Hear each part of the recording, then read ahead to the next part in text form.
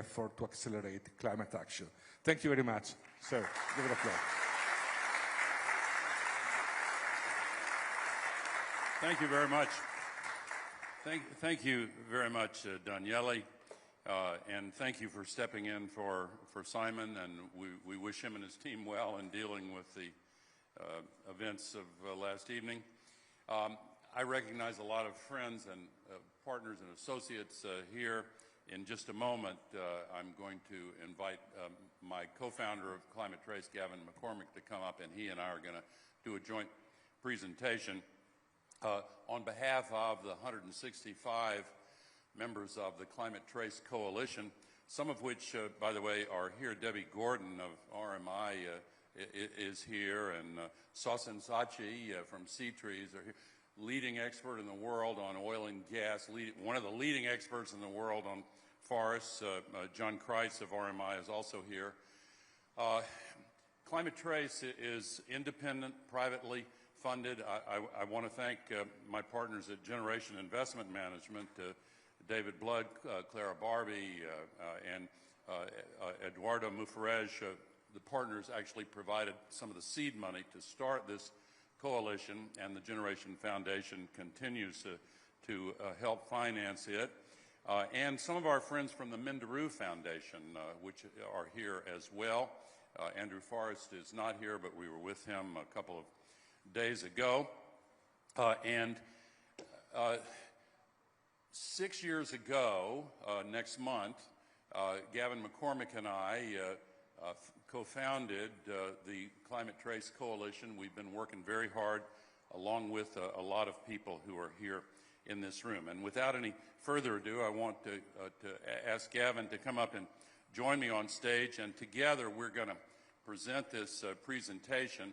I'm told that some of these slides may have a little bit of a blue tint, but just don't worry about that. 33 years and 5 months ago, the entire world gathered here in Brazil for the Earth Summit. That's what started all of this COP process. It took 3 years before COP1 was organized by the young environment minister of Germany, Angela Merkel. And here we are at COP30, which is kind of a full circle moment. And of course, the purpose is to deal with the climate crisis, and this thin blue shell of atmosphere surrounding our planet is so thin it's only 5 to 7 kilometers thick. It's blue because that's where the oxygen is, and we are using it as an open sewer for 175 million tons of man-made global warming pollution spewed into it every single day. It adds up, it lingers there, and the accumulated amount today will trap as much extra heat as would be released by 750,000 first-generation atomic bombs exploding on the Earth every 24 hours. Literally insane that we're allowing this to continue. In any case, the temperatures are going up because of that. Last year was the hottest year in recorded history. And the consequences have been spelled out by the Intergovernmental Panel on Climate Change. One that needs more attention is drought. This is the prevalence of drought in the 1950s, and there has been a 299% increase since then. Here's what it looks like today. 61% of all the land mass on Earth last year experienced at least 1 month of extreme drought. We have seen it right here in the Amazon region, the worst drought on record, and in the Colombian part of the Amazon River basin, the flow of the water receded 90%. We've seen it on every continent, including Europe, for example, where some farmers are abandoning their farms because of the continuing droughts. And when the temperatures reach record high levels, this was the all-time temperature record earlier this year in Turkey, the fires become much more common. In the last 20 years, the extreme fires have doubled in their intensity and their frequency. This is the 3rd year in a row that Canada has had massive record-breaking fires. We smell the smoke in my farm in Tennessee, in the south part of the U.S. It goes around the world actually now. And from fire to ice, Antarctica is beginning to melt much more rapidly. just 2 weeks ago, a new study pointed out that this Victoria Glacier retreated 8 kilometers in only 2 months. That's 10 times faster than the previous record. You may have heard the news about this 600-year-old village in Switzerland. 90% of it was wiped out by a glacial avalanche. There are other such events around the world. It's most threatening in the Himalayan region. And we need to adapt as well as mitigate. But we need to also be realistic about the fact that some things, if we allow this insanity to continue, using the sky as an open sewer, some things will be very difficult to adapt to. So Greenland, in the hour that we have been here this morning, Greenland has lost another 30 million tons of ice. Every hour of every day, 30 million tons disappear from Greenland. That's one of the reasons The Economist had this cover story last year saying that we could lose $25 trillion related to the global housing market within the next 25 years because of sea level rise and other consequences of the climate crisis. If you look at all of the extra heat that's been trapped, that has been melting the ice and causing the droughts on the land and atmospheric temperatures, how does that compare to what's going into the oceans? 93% of all this extra heat goes into the oceans, down 2,000 meters and below. And shockingly, half of this increase has been in the last 20 years. This is one reason why, according to Johan Rockström and other experts, the tipping point on corals may have been crossed. 84% of the world's coral reefs have been affected in the last 2 years. And of course, as the oceans heat up, they evaporate more moisture into the sky, and the atmospheric rivers become much stronger and much more frequent.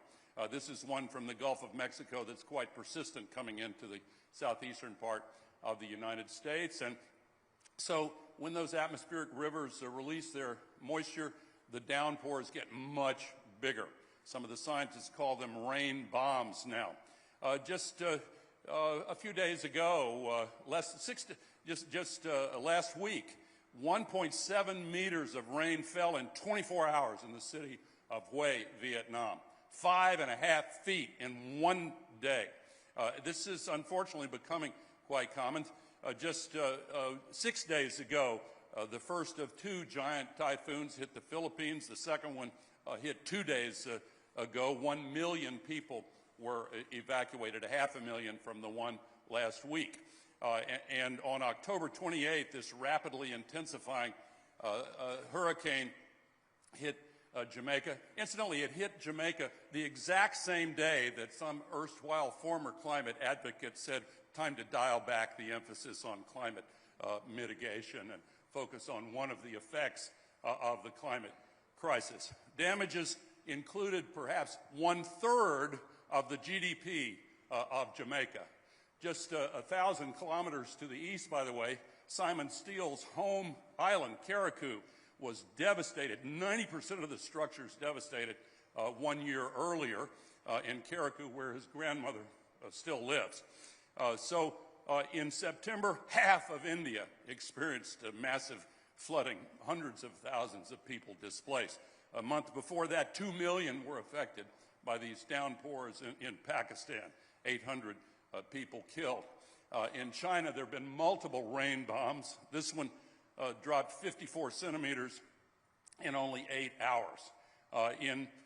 Here in Brazil, farther to the south, in Rio Grande do Sul, they had another massive event this year, but 1 year earlier, they had the worst flooding in the entire history of Brazil. 600,000 people displaced by this flooding. In my home state of Tennessee and neighboring North Carolina and that region, 500 people were killed last fall by the downpours associated with Hurricane Helene. In 4 days, we had more water fall from the sky than falls over Iguazu Falls in 2.5 years. How long are we going to stand by and keep turning the thermostat up so that these kinds of events get even worse? And 1,000 kilometers to the west of here, where the great confluence of the Rio Negro and the Rio Salamanca form the Amazon River, these highly intelligent, conscious, special beings, the pink dolphins, are now in danger of extinction. And the biologists to a person warn us this is the most serious consequence of the climate crisis. But there are others, including climate refugees. We've seen a few million climate refugees trigger neo-authoritarianism and ultra-nationalism. The WHO climate group warns us that the areas that are now physiologically unlivable for human beings because of the temperature and humidity, relatively small in those dark areas, are now expanding and could, if we don't make rapid changes over the next 35 years, include heavily populated areas in India, Pakistan, Central America, Africa, South America, including Belem, by the way. That's in the area that could become physiologically unlivable right here where we are meeting. So, you know, the same day that Bill Gates released his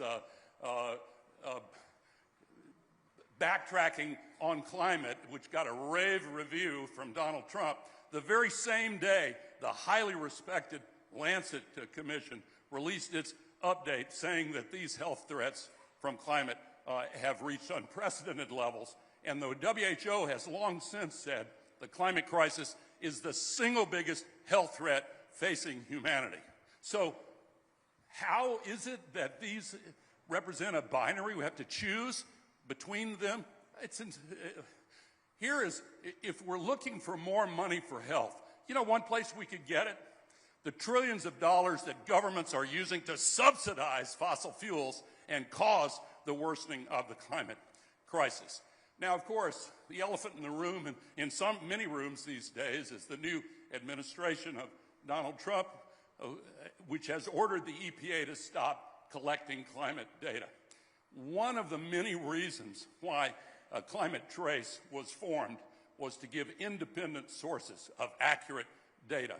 We look at the globe and we have identified and measured all of the significant sources of global warming pollution. Every one of these columns represents, by its height, the extreme emissions. You can zoom in and click on the top of any column and see what is there. And I'm going to turn it over to Gavin now to tell you in more detail what we do. Thank you. I'll be back.